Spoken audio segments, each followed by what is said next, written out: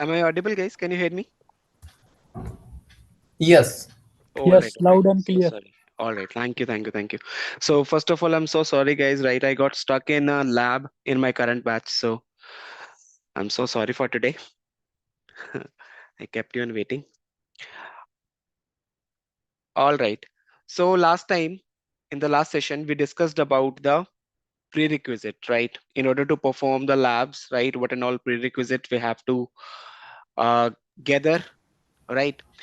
So again, Hello, hello, yes, Sadia. please. Yes, please. Hello, good evening.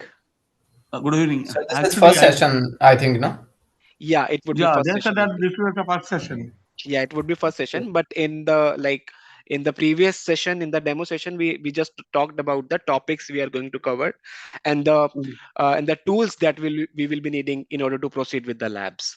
Okay, so that So, I'll cover that part also today. Don't worry. okay, okay, thank you, thank Okay. you. All right, let me quickly share my screen. Just give me a moment. Actually, there are lots of window.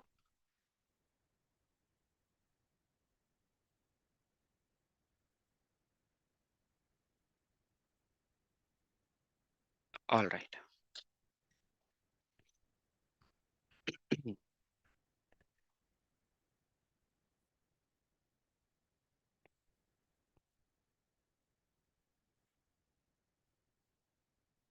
So we are starting with the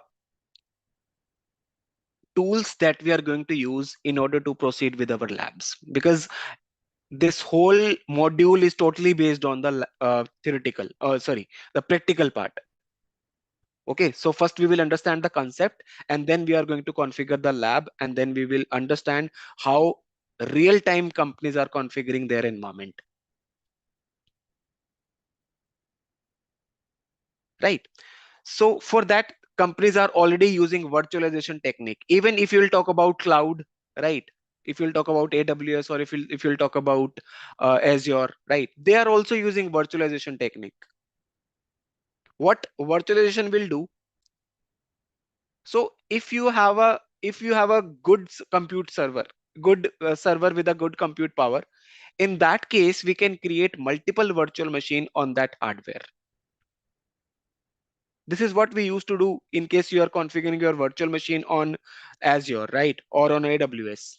So in that case, you are just going to have a good compute on the server, right? And based on that compute power only, you can create as many as virtual machines on that server.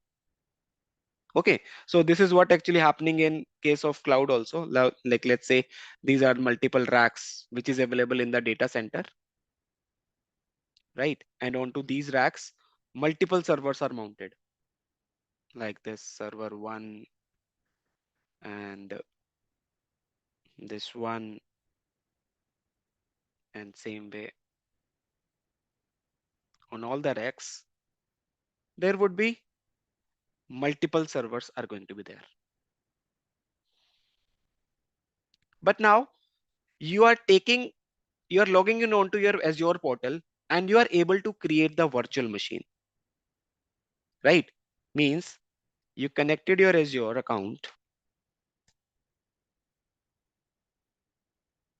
through laptop using HTTP or HTTPS protocol on your browsers.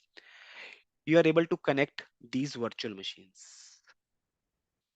How actually this is happening? Because Microsoft is also using virtualization technique. It might possible on this server 10, 20 virtual machines are configured,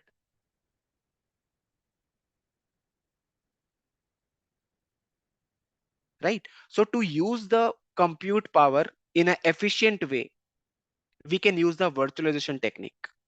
Same way, we have tools available, that is VMware. You can use VMware, you can use Hyper-V, you can use VirtualBox.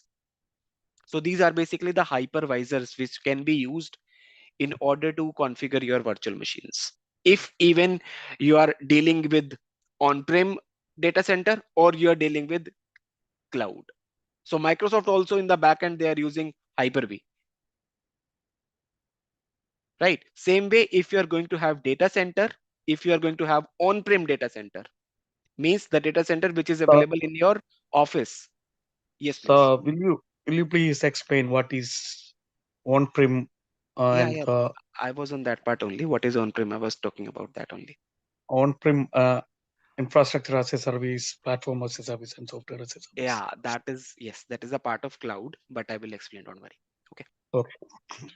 So what is on-prem data center? Guys, am I audible? Firoz, check your internet connectivity. I'm audible to everyone, I believe. Can you confirm, guys? Am I audible to everyone? Na? Yes, you are audible. It's connectivity from your end, Firoz. All right. So I was talking about on-prem and cloud. So what is on-prem data center? On-prem data center is basically the data center which is available in your office itself. That is called on-prem environment. You are configuring on-prem infrastructure. Means you are going to have access of that data center. You can go and you can configure over there. You can configure your servers. You can mount your servers, right? You can check the cabling. You can check the networking. Everything you are going to have access if you are going to configure your infra on-prem data center. But in case of cloud, you are not going to have access of the data center because it is going to be managed by the Microsoft itself or the Amazon itself. You are not going to have access to enter into the premises of uh, Amazon or Microsoft. But in case of on-prem, you are going to have the control on everything: internet connectivity, right? Then routing, switching, firewall, security, backup, power backup, cabling, everything you are going to have access on-prem. But in case of cloud, nothing. Just you can connect your virtual machine using your laptops. That's it. So this is actually on-prem and cloud. Now we are talking about IaaS. So it is part of cloud, right? But we are talking about, for now, we are covering on-prem. MCS is basically based on on-prem infrastructure. But still, if you want to know, then infrastructure IaaS, infrastructure as a service. That is basically you can configure your infrastructure on any of the cloud platform like AWS or Azure. That is called infrastructure. Means if I want to configure the virtual machines, so in that case, what I can do, I can go to my Azure portal. Let me see if I have the connectivity. Hmm. Right? I can go to my Azure portal and then I can create my virtual machines. Either I can create for the server, I can create a client operating system, means Windows 10, Windows 11, or I can create Linux virtual machines also. Based on my requirement, I can configure. Right? That means Microsoft or AWS or whatever the cloud vendor you are talking about is giving you the option to configure your infrastructure on their data center. That is infrastructure as a service, right? Now you have platform as a service. Now platform as a service is basically used by the developers, right? Let's say you are configuring your developer is configuring any application, right? And he want to test whether that application is running fine or not, right? He want to see whether the coding he has done, it is correct or not. In that case, obviously he will be needing some platform in the sense, if he made his application on Java or .NET, okay, or if let's say he want to run the testing on Selenium. Basically there is a part of it is also the part of web testing, right, where actually they can test their application on Selenium. There is two type of testing, that is manual and then automatic, or you can say Selenium basically, right? So in that case, if they want to test their application, so there Microsoft or AWS is ensuring that you can select your platform and you can run your application and you can test your application before going to the production. That is called platform as a service. Now SaaS, that is software as a service. So Biggest example of software as a service is Office 365, or you can say Intunes is the biggest example to understand software as a service. So what Microsoft is saying, that you just take license of Office 365, right? And no need to configure anything. I am going to manage the infrastructure. Earlier, you used to configure Exchange server in your environment, mean to say in your on-prem data center. But now, after taking Office 365, no need to configure a Exchange server. You can directly go to exchange.online and you can configure your rules over there. That is called platform as a software as a service. And same in case of Intunes also. Earlier, you used to create SCCM environment where actually you have to build a domain controller, a database server, and then the primary site server. But now Microsoft is saying no need to configure any server. Just take Intune license from me, and then you will be able to manage your whole infrastructure. That is totally a cloud-based tool. No need to configure any server in your environment in case of Intunes and in case of Office 365. So that is called software as a service. Got it now? Yes. All right. Now let's move to the MCSA. Okay. So in case of MCSA, right? So basically you are going to configure your infrastructure on your on-prem data center, or even this course or even this whole module is going to help you out in order to build your infra on cloud also. Because on cloud also you are going to configure your virtual machine, and then after configuring the VM, you are going to install roles and features onto it. So how you will be able to configure them, how you will be able to manage them, that is what we are going to learn under this thing, under this MCS, under this whole server module. So there are multiple things which are being used in the organization, which is domain controller, file servers, DHCP server, then uh, WSUS server, then a VPN server, okay, then your WDS server, Windows deployment system. So these are So, the so, examples. Yes, so please. you here teach us to how to configure WSS and WDS server. Exactly, Asher. Okay. So I'm going to show you how it is going to work. First of all, we'll understand the concept, that why it is needed and how it is working, and then we are going to move to the lab, and then I'll real time how it works, how you will be able to patch your environment, how you will be able to deploy the operating system, how you will be able to deploy the patches to your infrastructure. So So you I'll show will you show practically. how to patch the patch and everything, right? Exactly. Windows Okay, 10, okay, Windows 11, right? So all these things I'm going to show you. okay. So let me ask you one thing: is there any Yes. way to get how if I want to practice it? From where did I get the image of the server and the client operating system? Just wait, I'll show everything. Yeah. So, and other question, which version of the server operating system are you teaching? It is as per you. If you want to work on 2019, we can work on 2019. If you want to work on 2022, that is also fine for me. Okay. But mostly the organization are still using 2019. They have not moved to 2022. So as per your choice, if you want to work with 2022, I don't have any issue. So, will you please explain the what is the difference between those two versions? Yeah, that will be covering. Don't worry. We'll be covering that Okay. part. Okay. Yeah. So now how we will be able to get the images and all, right, in order to build our lab. So first of all, we have to get a hypervisor in our laptop. Okay, so that hypervisor can be VMware, or it can be Hyper-V, or it can be VirtualBox. Choice is yours, right? So for VMware, we can get the trial version of VMware from internet.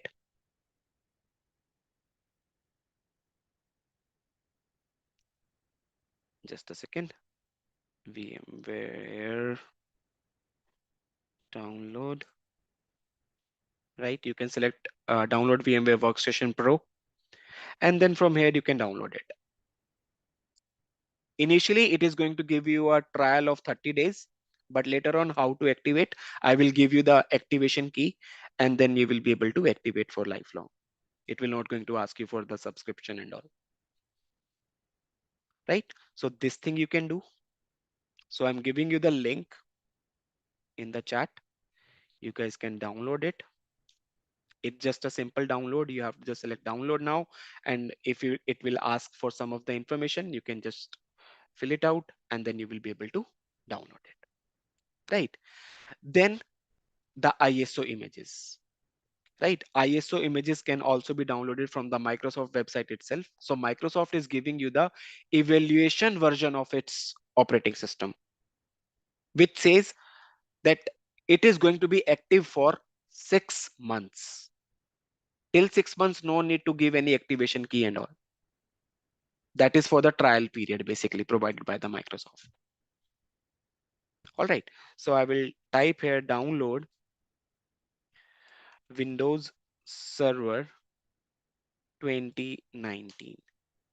So now you can see Microsoft Evaluation Center, right? Just select it. And from here, you can download the ISO version.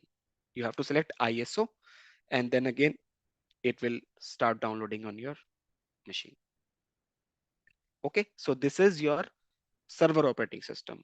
Either you can go with 2022 also. You can select here Windows Server and then select Windows Server 2022. Choice is yours. All right, get started for free. You can select download the ISO, right? So for this, I'm giving the link in your chat.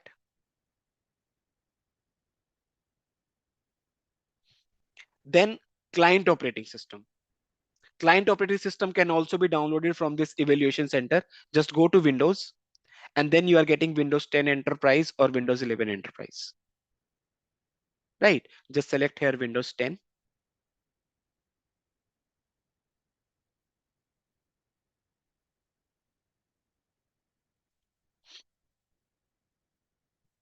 And you can download Windows 10 Enterprise. So in case of Windows 10, it is giving the activation till 3 months, but for Windows Server, it is giving the activation for 6 months.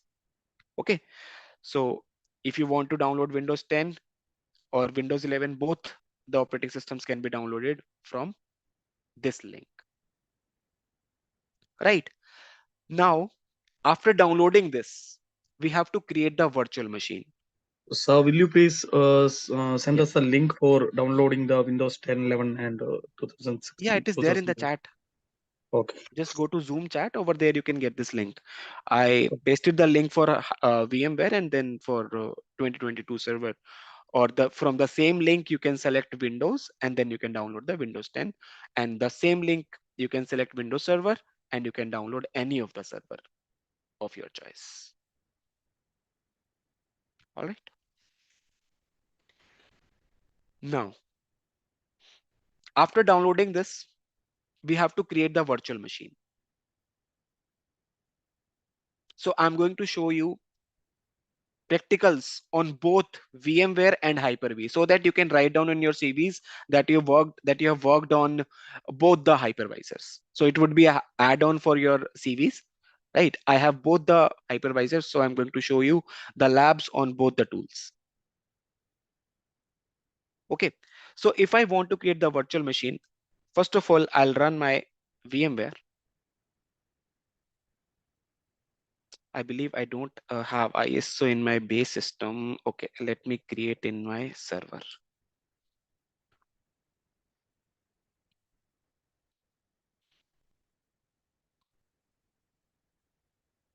All right, so these are the virtual machines are already running. Let me stop it.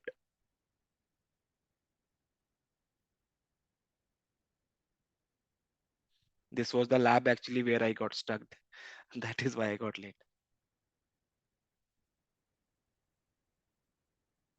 All right. So I need to create a new virtual machine like this. You can see, right? So I have these multiple virtual machines in my Hyper-V. Same way in real time also, whenever you are going to configure the virtualization in your on-prem data center, okay, then in that case you are going to configure virtual machines like this. And in case you are going to use VMware, it will be like this.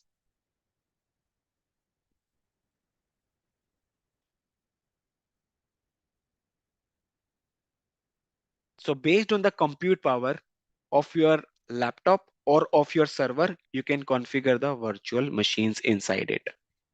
If let's say you have a good compute power, like you have 512 GB of RAM, right? And you are using Intel Xeon processors, right? So in that case, obviously you can create as many as virtual machines as you want. So if I'm going to create the virtual machine now using my VMware, in that case, it is going to use the compute power of my laptop, right? So my laptop has around 12 GB of RAM. So if I want to create a virtual machine, or if I want to run a virtual machine, then it is going to use the compute power of my server. If you want to see the difference, let me show you. So for now, let's check what is the usage of my CPU. So for now, you can see it's 30% around, right? And memory, if you'll see, it is around 5.6, right? In use, it is 5.5, and free available, it is 6.3. But as soon as I'm going to turn on any of the virtual machine, let's say I'm turning on this VM,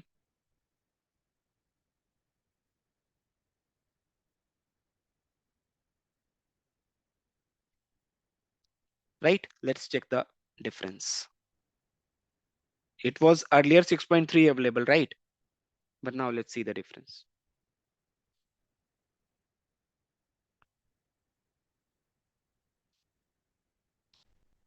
And CPU also utilization, now you can see it is up to 70, 78, right?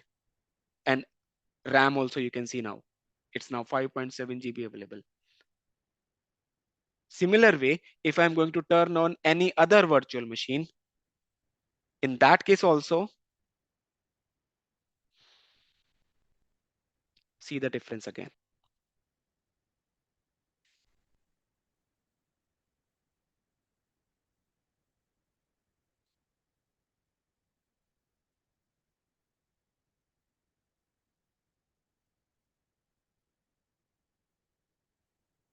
Now, what does it mean?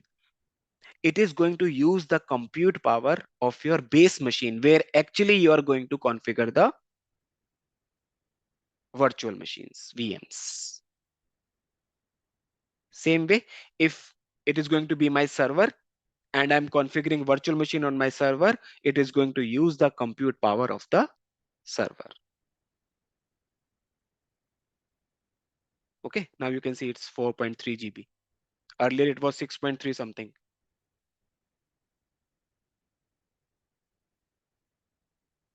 So this is the actually thing. It totally depends on the compute power of your server or of your laptop, that how much load it can afford. All right, let's close it. And now let's create the virtual machine. For now, let me turn it off. It is not needed.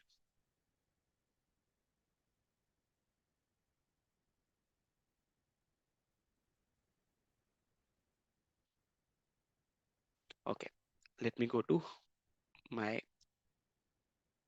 Hyper-V. Right now, to create the virtual machine, I'll select here new, and then you can see one option called virtual machine. Right, either we can create one hard disk also. So if let's say I want to create a hard disk, so that hard disk can be connected to any of the virtual machine if needed. We'll see this later on. I'm going to show you all the things, right? So for now, go to new virtual machine and then go next. You can give the name to your VM. Let's say I'm giving it as I have server VM3. Okay, let me name it as VM-4. All right, now go next. So this is going to be the location where actually your virtual machine is going to be stored. Okay, that is C, program data, Microsoft Windows, and Hyper-V.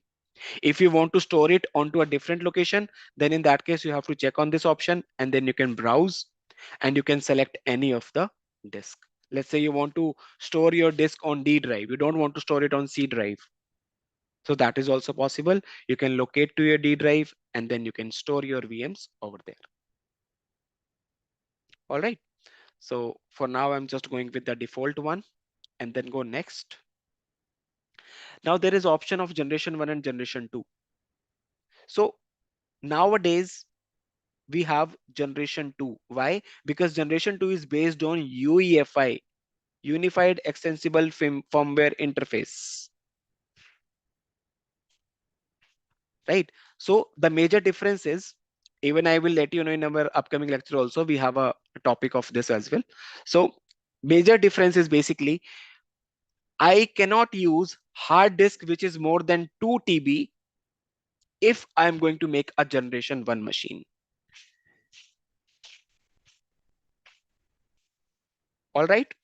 And generation 2 machine, it can support 2 TB and more than 2 TB also. Because servers can have like petabytes, right? So obviously how it is going to support? So in that case, it should be a UEFI based machine, right? And one more thing, UEFI only supports 64-bit operating system or 64-bit architecture. It doesn't support 32-bit. All right. So just select generation 2 and then go next.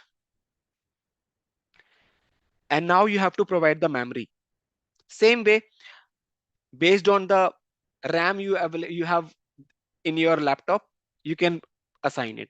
Okay, so for now I have around 64 GB RAM available on this server. So I'm going to assign around 4 GB RAM. That would be around 4096. Now next. Now connection.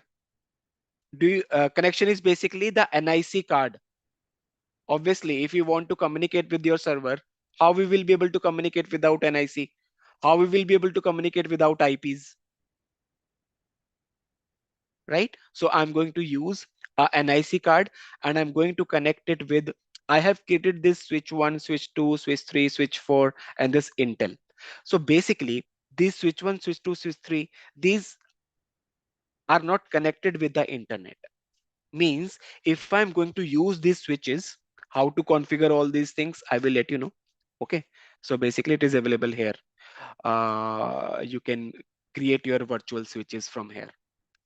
All right. But for now, if I'm going to use switch 1 and switch 2 and switch 3 or even switch 4 also. So these are basically internal network. Means the machines which are going to have switch 1, they will only be able to communicate within these virtual machines only. If I want to have internet on these virtual machine, then in that case, I have to connect with it with the external network. So this external network also, it is going to use the internet of my base machine. Means even if you can take the example of my Hyper-V also. If I want to have internet on these virtual machines, for now you can see network adapter is host only. That means internal network. But if I want to have internet on this machine, then I have to connect it with either NAT or I have to use either bridged network. So what it will do, it is virtual machine then going to use the internet of my base laptop. All right. So this is the difference actually in case of internal and in case of external. And even this also I will explain these network adapters once we will create the virtual machines here. And then I'm connecting it with switch 1 and then next. And now the disk size. In order to store the operating system, obviously,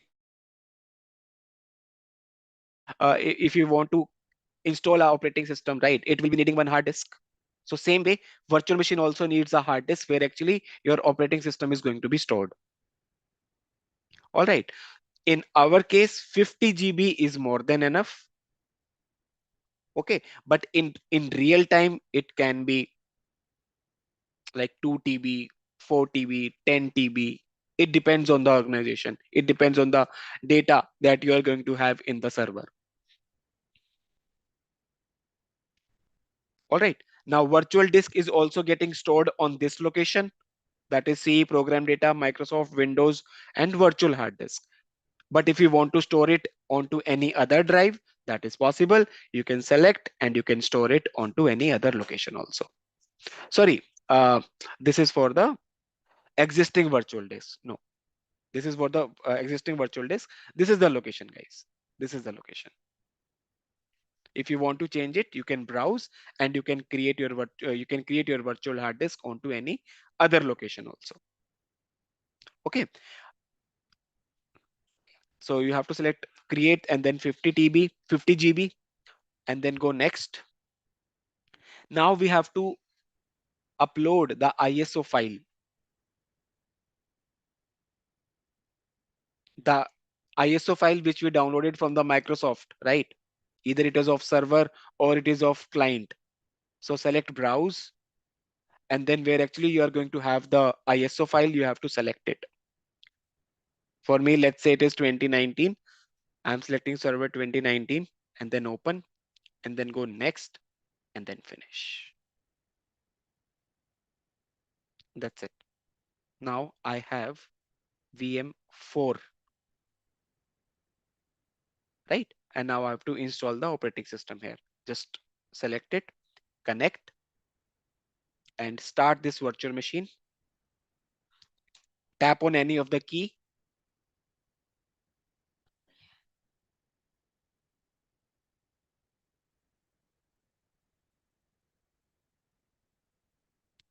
And then go next. Install now.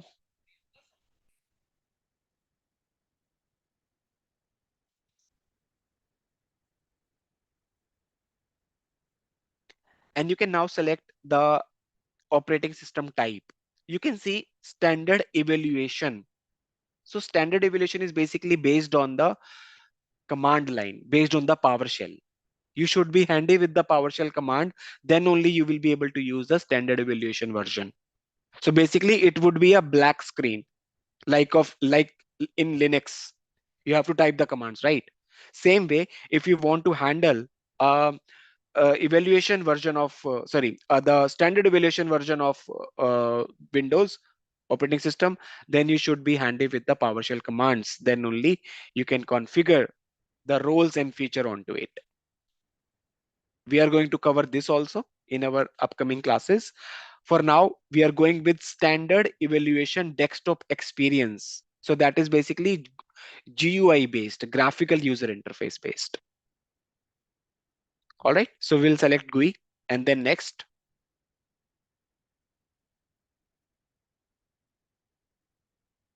And then I accept the license terms and then next. Upgrade is basically if you want to if already you have an operating system installed in this VM and you want to upgrade it to the latest version, like we have 2019 here and we want to upgrade it to 2022 without deleting anything, then in that case I can select upgrade option. But I want to install it from very scratch, so that is why I'm just installing, I'm selecting custom image, right? And then next, and it will start installing the operating system. So you will show us how to upgrade it to 2022 if you are using. Yes, we have that class also. Basically, Sir, that is why sir, I kept 2022 version of server here, 2012 version. See, it is the 2012 version. So if let's say you're already running with some of the virtual machine with 2012, then how to upgrade it to 2019 or 2022? So, and even migration also. If let's say you have something installed in the 2012 server, right?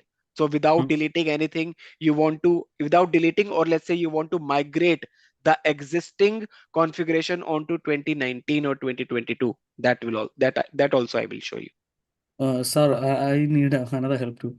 Will you Yes, please please. resend the link, the Microsoft 2016 and the VMware link to the chat once more, because I was using the phone before. When I logged in with the Don't computer, worry, it is don't not worry, don't worry, don't worry. I will it give is not everything. available in the meeting chats. Just a second, just a second. I'll give you everything. Even today, I'm going to give you the classroom link also.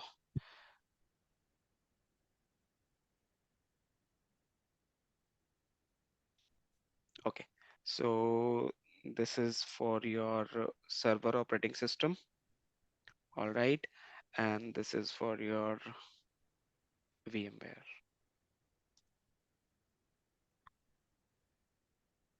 all right. All right. So choice is yours. If you want to work on VMware, you can work on it, or if you want to work on Hyper-V, you can work on Hyper-V as well. Okay.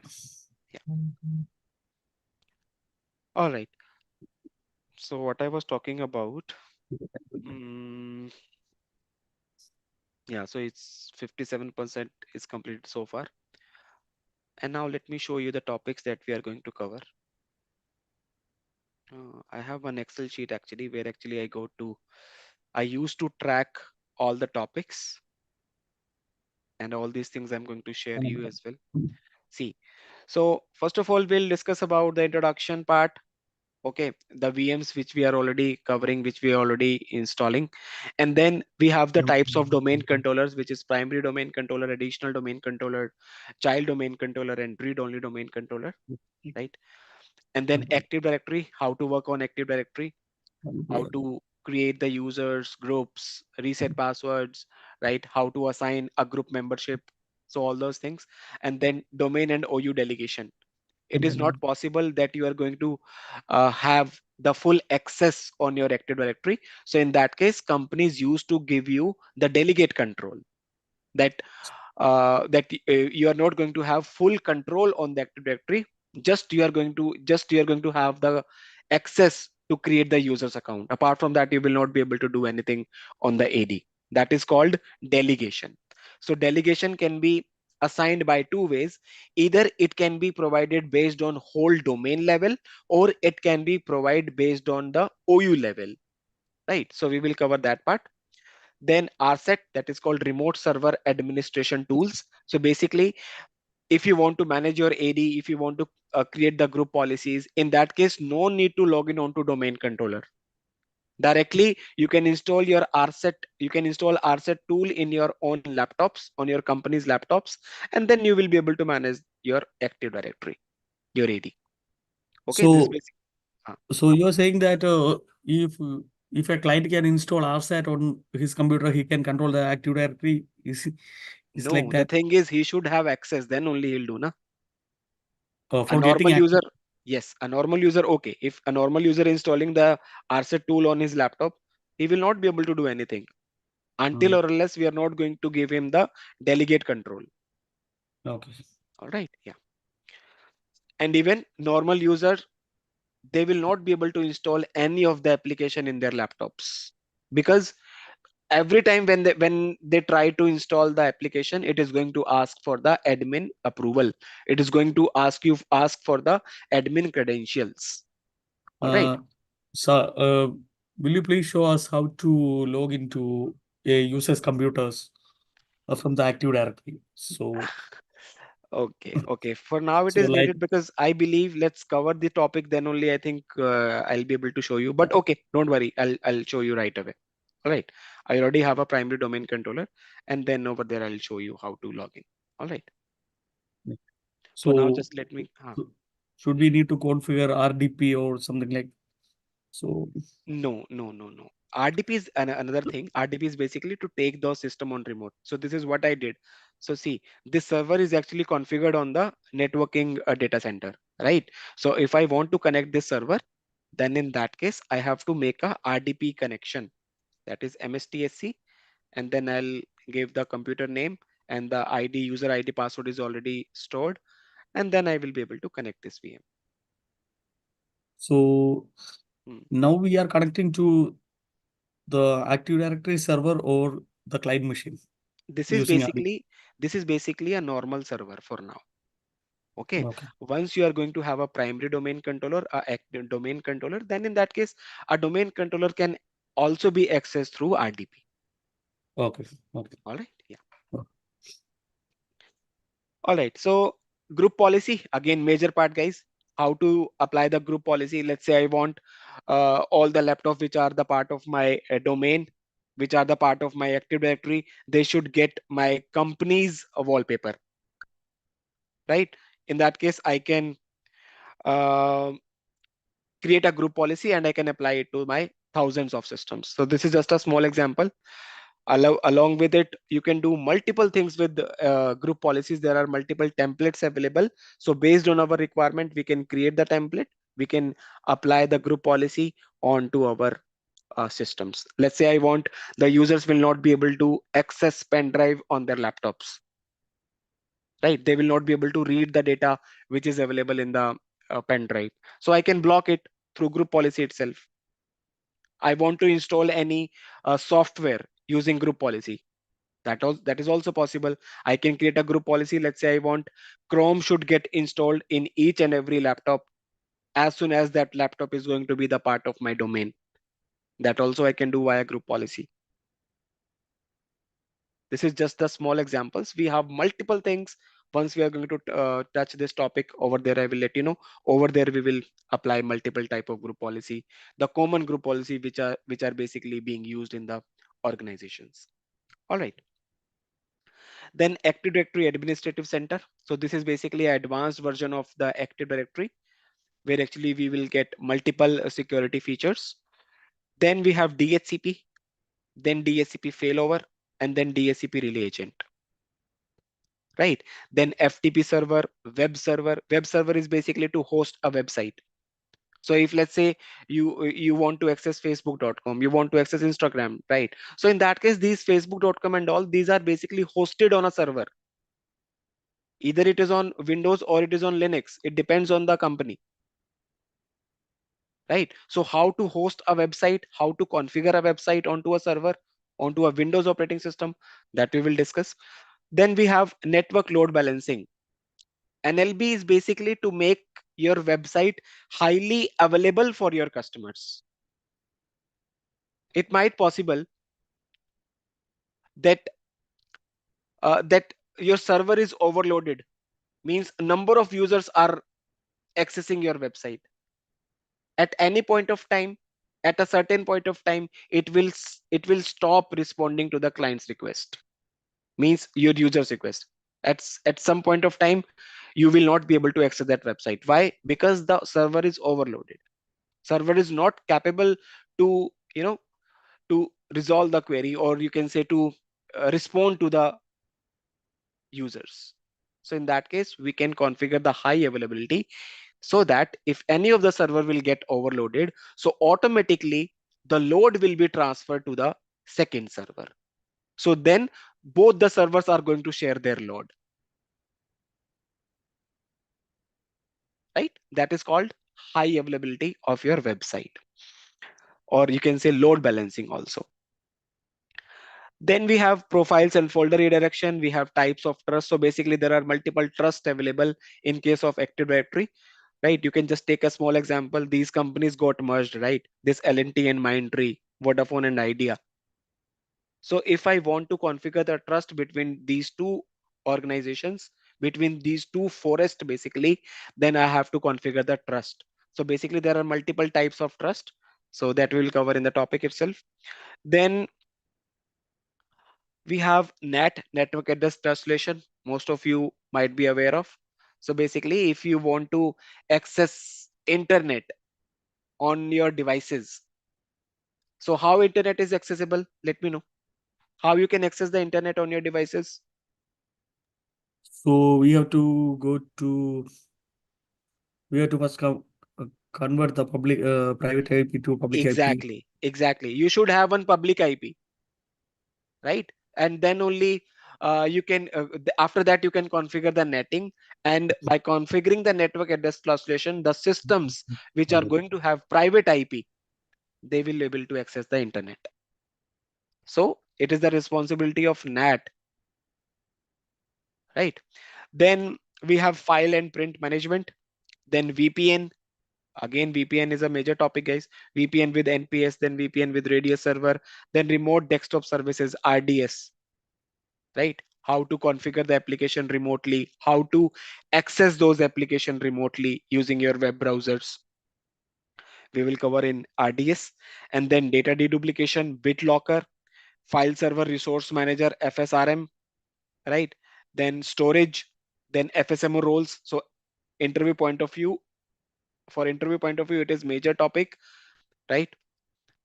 Then we have shadow copies, then DFS, replication and namespace, then WSUS for patching, then FSMO roles, seize and transfer, then AD migration or upgradation. So this is what I was talking about. If you want to migrate some data from 2012 to 2019 or 2022, then in that case, we will see how we can upgrade it, okay? Or how we can migrate our data. So Then, yes, I have a question. yeah, please, please go on. Actually, WSS and SCCM perform the same function, right?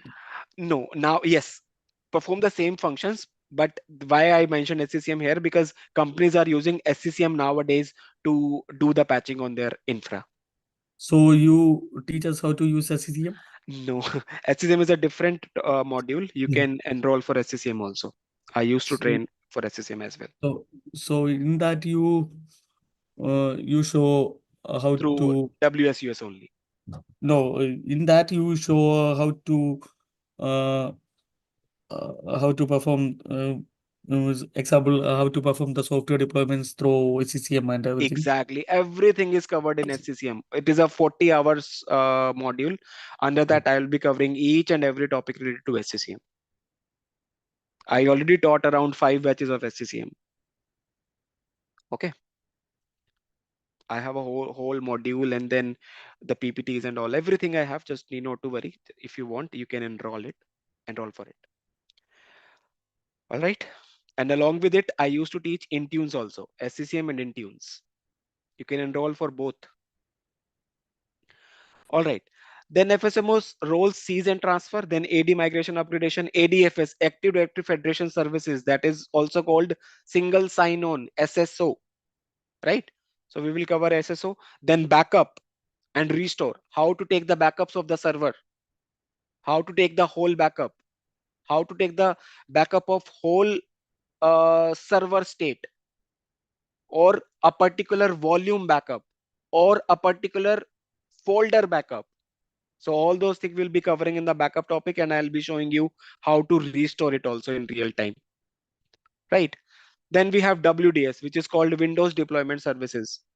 Nowadays, companies are using SCCM to deploy operating system in their laptops.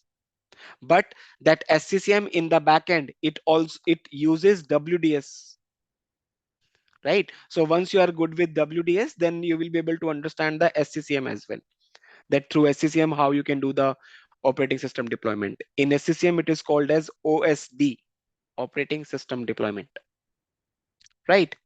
Then RAID configuration related to storage, how to configure RAID. So basically there are multiple RAID level, RAID 0, RAID 1, RAID 5, RAID 1 plus 0, RAID 6. What are these RAID level and how it can be configured? So we'll be covering in this topic. And then we have AD sites and services, then IFM installed from media, then IP address access management, and then failover in file server, and then DNS, domain naming system, how it works, how to configure your own DNS server, how to resolve your name to IP queries, everything will be covering in it. Then forest and domain function level, then NIC teaming, and then PowerShell, and then last but not the least, Windows Admin Center. So this is basically a tool through which you can manage your both on-prem and cloud infrastructure, right? So these 44 topics we'll be covering in this whole module, which will take around 2 months to cover. Now, any query related to these topics, any confusion now?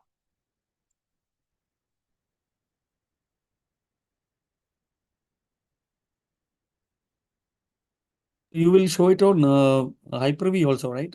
On both, right? On both the tools. Okay. So, sir, I have a question. Yeah, Mm, please, Tushar. Yeah. Actually, um, actually, I'm building a home lab. Hmm. So, suppose if I want to install VMware 8, so is for buying a server, what should be the minimum requirements for that? From Minimum there should be 32 GB RAM. If you want to configure both SCCM and this MCSA lab. For MCSA only, 12 GB is more than enough, and a SSD drive is must. SSD uh, hard disk is must.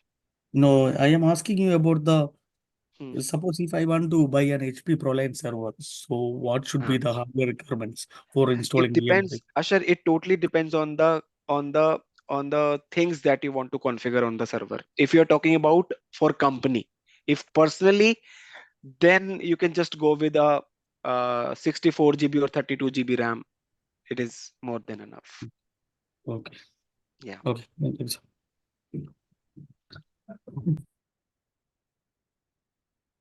Anything guys you want to ask related to topics?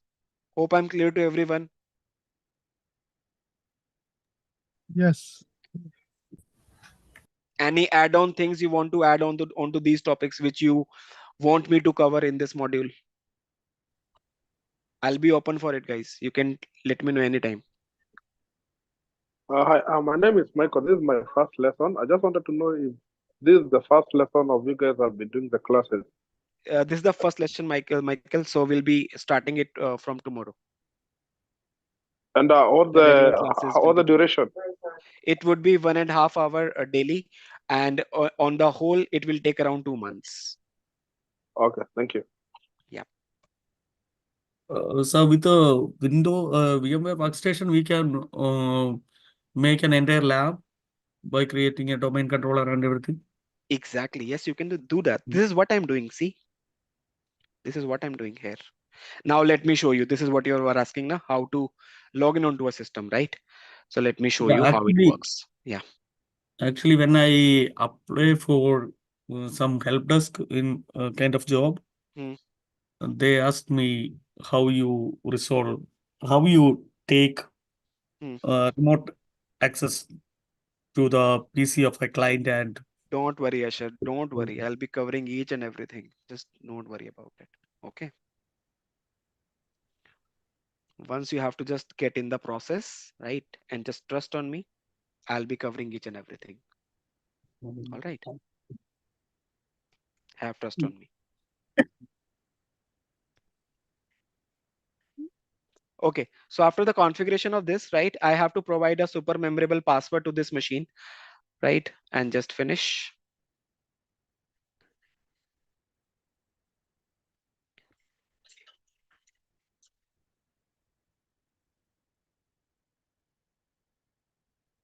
All right. I'll go with Control or Delete, and then I have to log in with the password.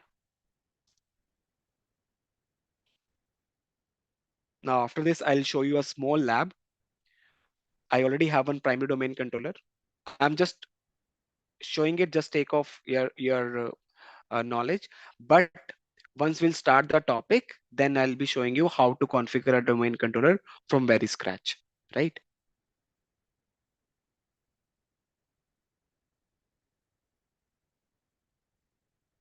Yep. So this is my server operating system, where actually I can configure multiple roles onto this machine, and my clients, my users will be able to use all those services.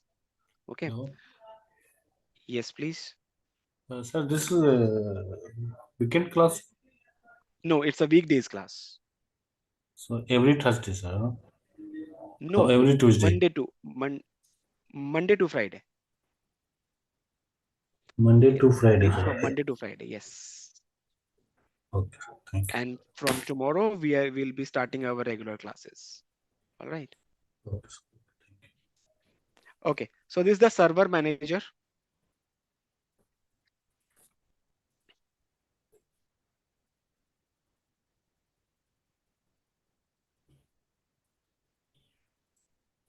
And now by selecting this add roles and features, I can select whatever I want.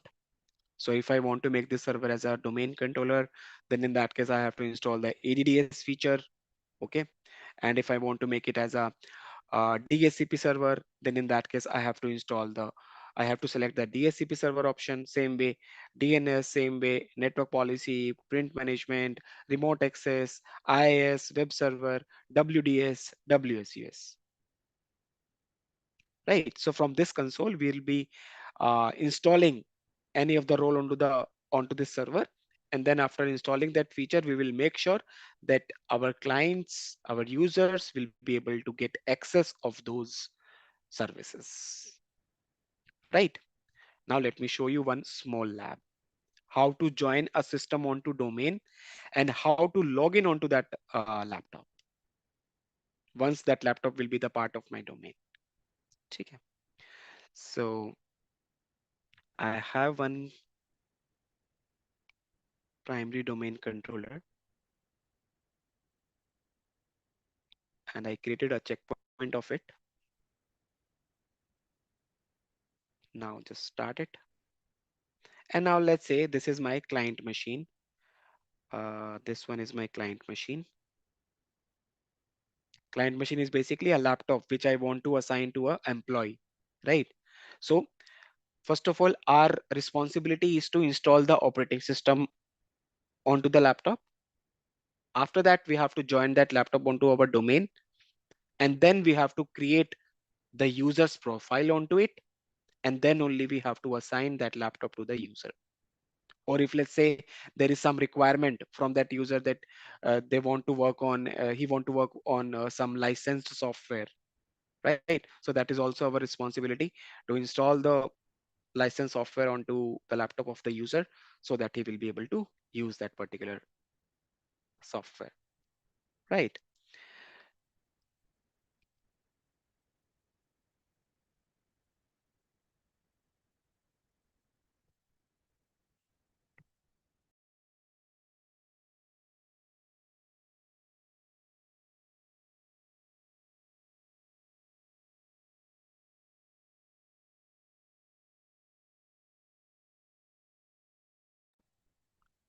All right. Now, oh, I've not started this machine. Sorry. Let me start it.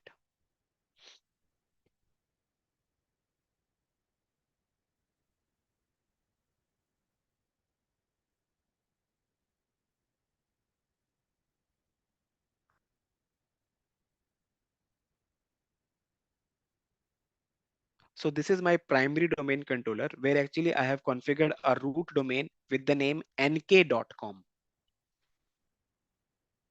right? Under this primary domain, I can add as many as domain if I want. Like I can create child domains, right? You can take example of networking itself. There are So multiple portals which is are you introduced talking by. about the forest? Yes, this is forest actually. Under this forest, I can add as many as domain I want. All right.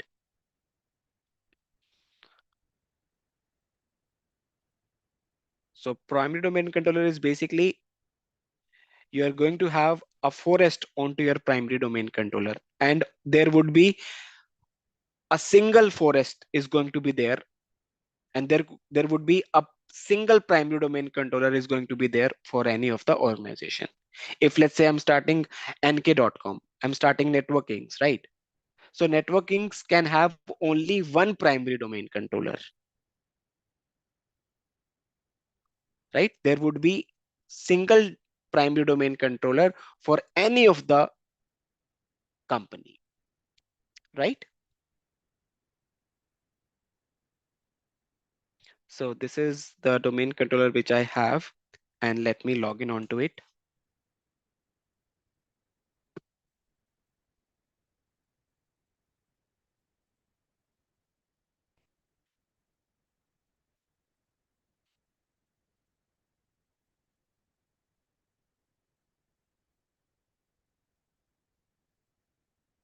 And this is the client machine.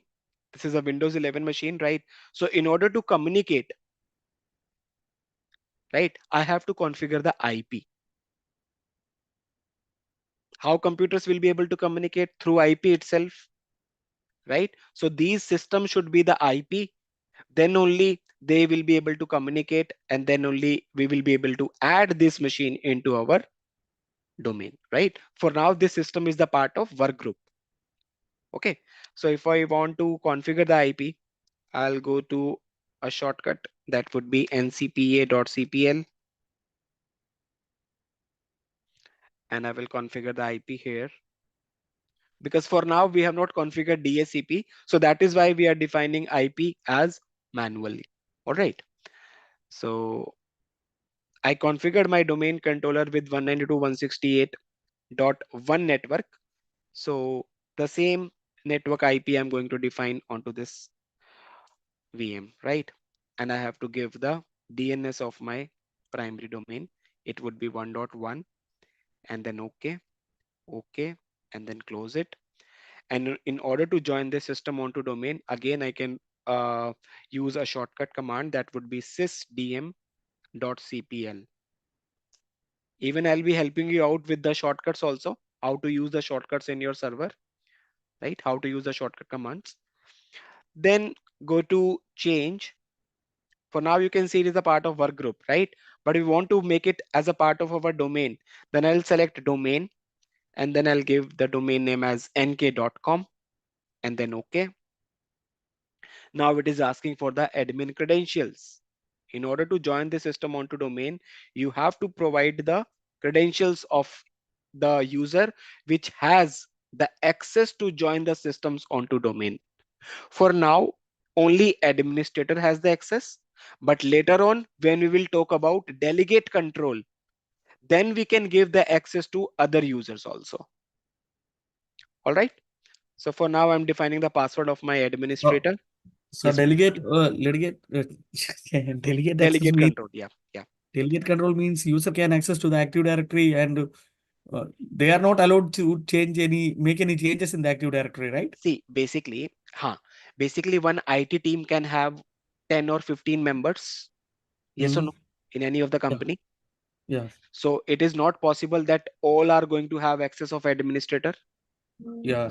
That So I in that understand. case, what I can do, I can give them the delegate control that, hey, yes, Asher, you can create the user account. Apart from that, you will not be able to do anything on my domain. Oh, okay, Right? okay. Then I can ask Firoz, you can only join the systems onto domain. Apart from that, you will not be able to play around with any of the option on my Active Directory. So he have only limited privileges, right? Exactly. Okay. Okay. I'll be showing you in our lectures. Now, for now, administrator has the full control. So I am giving the credentials of my administrator, and then OK. And now this system is part of my domain. OK. OK.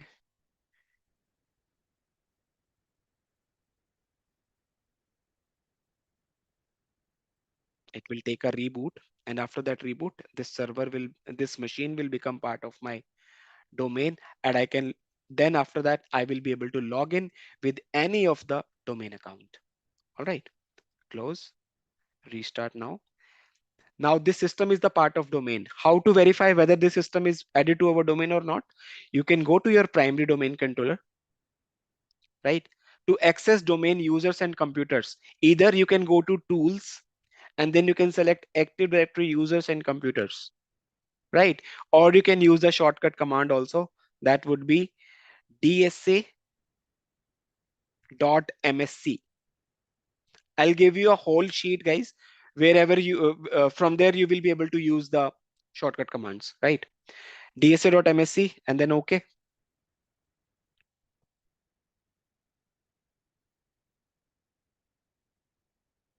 Here it is, nk.com. Expand nk.com. Here you can see computers container, right? Select computers and see this client 2-mcsa. This is what we added. So in computers container, you will be able to see all the computers which are part of your domain. right? And in the users, you will be able to see users account. Now let's say I want that Usher will be able to log in onto that device. So I will create his account first of all, right? You are showing how to about the delegate control. No. I'm creating a user account. You creating a user account, normal user Yeah. account. Delegate control, we'll do it later on, okay? Then next, now you have to give the password. Later on, this user can change the password from their end itself. No need to like he can change it from his end. Now Usher, I have created the account, and you can go back to your Windows machine and go to other user and just give the account name, and I will log in with his account now. So this user is got logged in.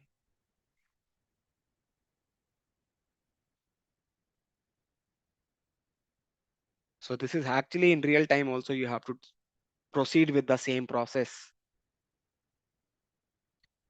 Okay, chalo, just let me show you one more small lab.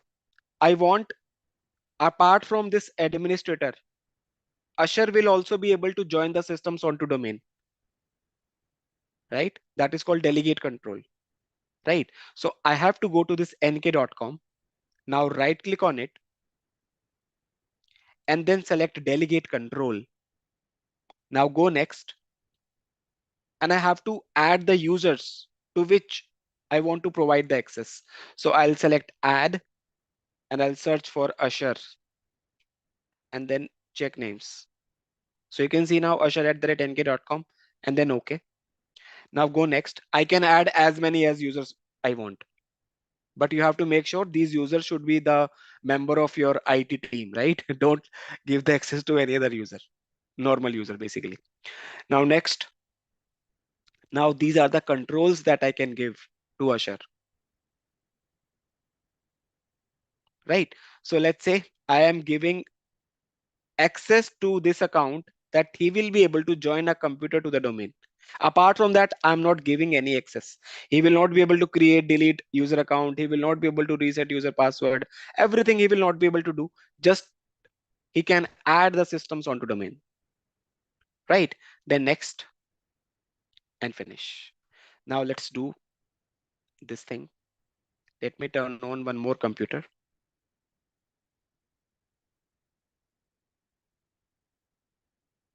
Apply. Start it.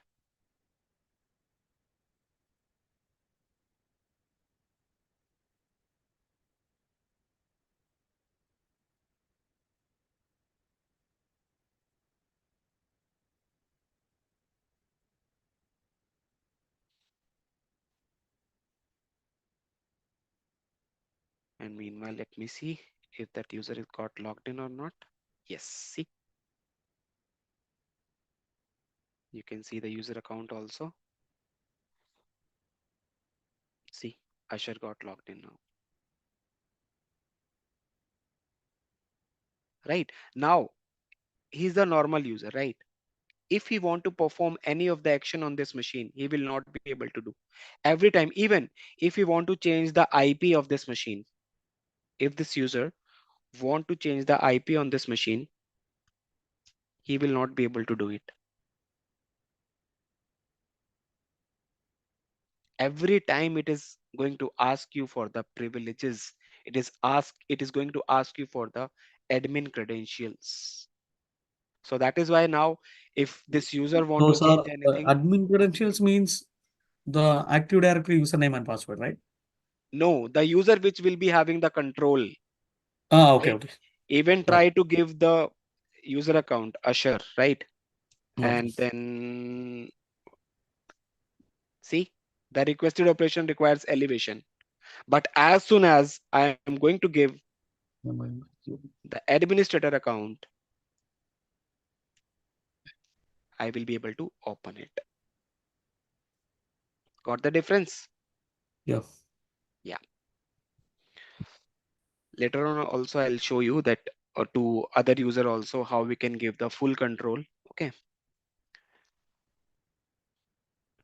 Okay, now let's try this system also.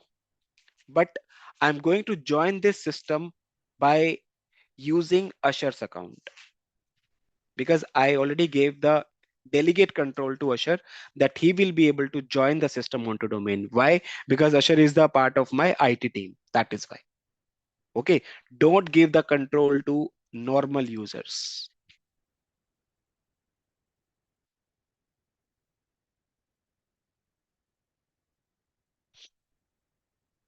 Just wait for it. Let it turn on.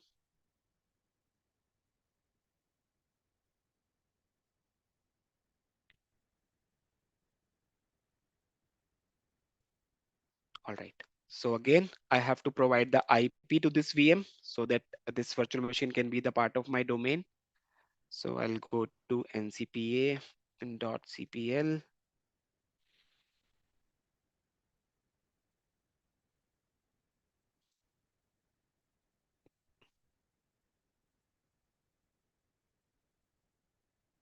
And I will give the IP to this VM as 192.168.1.51 and 192.168.1.1, and then OK. Close it. Now let's go to sysdm.cpl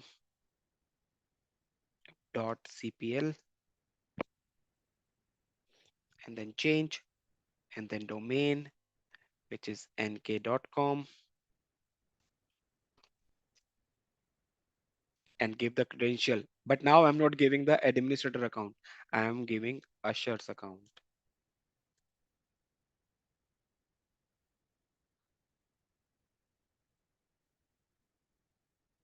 See? Now my delegate control is working fine. Right, so this is just a small control we have given to this account. Later on, if we want, he will be able to create the user's account, he will be able to reset the user's password, right? So all those things we can do later on.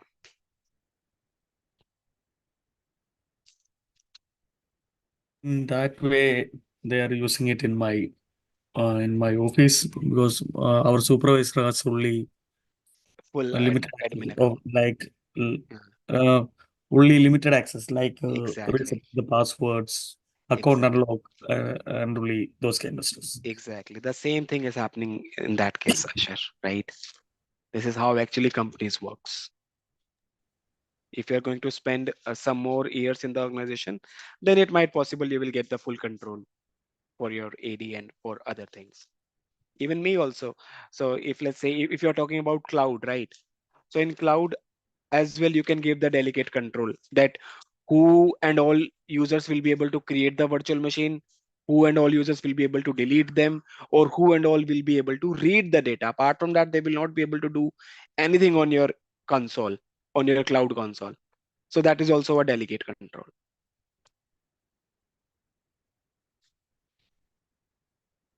Any confusion, any doubt?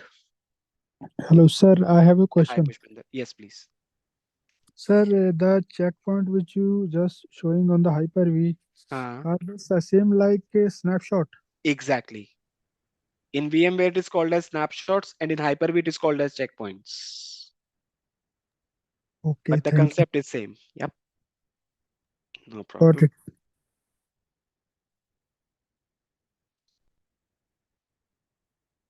So hope I'm clear to everyone for today. Already you have all the links, guys, right? Apart from that, tomorrow I'm going to create a classroom for you all. From there, you will be able to download all the related PPTs, all the study material, all the assignments, and all the interview question related to these to this whole module. Sir, will you please create a WhatsApp group or so that we can communicate? Everything will create. So by tomorrow we'll do it. Okay. Yeah. Further communication you will Excuse get me, from sir. the. Do you have like Yeah, Michael. do you have like a training guide like notes on this? Yeah, everything I have. I have all the PPTs. I have the study material. See, AD, BitLocker, DFS, right? So no need to worry. So for each and every topic, I have the PPTs, right? Along with it, I am going to give you a PDF of whole module, right? If you want to dive into the topic, Okay. then in that case, you can go through with this soft notes also. All right. And so for the recording for this class, Yeah, it would be on your networking portals, right? So you will get the access from the networking itself. So might be you have got a link on your emails. Over there, you will be able to get all the recordings, right? And the recordings will be like, if today we are performing the lab, right? So by tomorrow, first half, right? You will be able to get the recordings on your portals. okay. All right. So Yep. actually, so on which version you are training? You are practicing it on your machine, the Windows server, so that we can download that version. So this is what I've given the link now already. Either you Yeah, can yeah, download 2019 or 2022. I am working on 2019 for now, but yeah. if you guys If want to we work with, download 2019, we can upgrade it to 2022, right? yeah, that is possible. Later on, at any point of time, we can upgrade. Okay. Yep. So can we return back to the previous version? From Previous version is not 2019 possible. to 2016, not possible, No, right? no, no, it is not possible. Okay. Okay, in So, that case, we But sir, have to some migrate company is all still the working things. on 2008 to 2012. Some If they company are still working working. Feroz, in that case, Microsoft is not going to support it anymore. I don't know whether you heard or not. So Microsoft stopped giving support for 2012 R2 in October 2023. So after okay. October 2023, Microsoft is no more supporting 2012 R2. So what companies are doing? They are migrating their data which is available on 2012 to 2019 or 2016 or 2022. So, sir, when we upgrade from 2019 to 2022, it is known as migration, right? Upgradation. Upgradation is Migration known is as migration. basically, migration is basically, see, migration, if let's say I have some data in 2012 R2, right? I have a domain controller which is configured in 2012 R2, Okay. right? So I huh, the entire domain controller is moved to 2019 exactly, that is migration part. without any service interruption, right? Yes, that Okay. is migration part. Okay. So we will practice that too. Yeah, obviously. This is what I showed you, know. Whatever the things we have discussed, we'll be covering all of these things, right? And this is actually my current batch. So this is how actually I used to track on all the topics, so that there would be a transparency. So whatever the topic we will cover, I will make it as green. So this is even what I'm doing for my current batch also. See, so these all topics are left in my current batch. Apart from that, all these topics are covered. So for you guys also, I will create one more sheet, and I will upload on your portals also, so that from your end as well, you will be able to track that what and all topic we have covered. All right.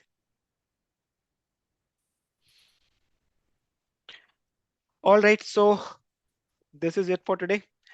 And if anything needed, please drop out your message to the networking team, or might be from tomorrow, we are going to have our regular classes. You will get the intimation from the networking team itself. And then based on that, we'll be starting our whole classes. So this is just a small demo. Just need not to worry if you didn't understand anything on this part. Need not to worry about. Once we'll start the classes, I'll be covering each and everything from very scratch. Okay, just the thing is, you have to download these ISO files, and you have to download that VMware, or if you want to work on Hyper-V. Okay, in case of Hyper-V, if you want to enable Hyper-V in your Windows 10 laptop, right? If your Windows 10 version or Windows 11 version is Pro or Enterprise version, means professional or enterprise version, then it is by default available in the operating system. What you need to do, just type here, turn Windows feature on or off, right? Here you will be able to get Hyper-V. You have to just check on this Hyper-V and then So okay, and then each restart this VM. Automatically, you will be able to get Hyper-V on this virtual machine. so Windows 10 or 11 is enterprise version, right? Enterprise version, yes. If you have home version, then also no need to worry. I will give you one script. That script you have to run, and you will be able to get Hyper-V on your Windows home version also. All right. So all classes will be on the same way, sir. Huh? Same way, same way. Okay. First of all, we'll understand with the help of diagram that how real time it works. After, once we are able to understand the concept, then we will move to the lab part. And you guys can unmute at any point of time if you're not able to understand any topic, right? Or if you are facing any kind of errors also in your lab, right? So first of all, what we can do, we can spare our 10 to 15 minutes for your queries only, so that you can share your screen, and if you're facing any kind of issues in your labs, you can share, and then definitely I'll be helping you out with the configuration and with the errors. So this is going to be the whole process which we will follow in our upcoming 2 months to complete this whole module. All right. Yes. Okay, guys. Thanks for joining. See you tomorrow. Good night, everyone. Bye-bye. Take care. Good night, Thank sir. you. Bye. Bye bye. Good night. Sweet Good dreams. night, Bye. sir. Bye.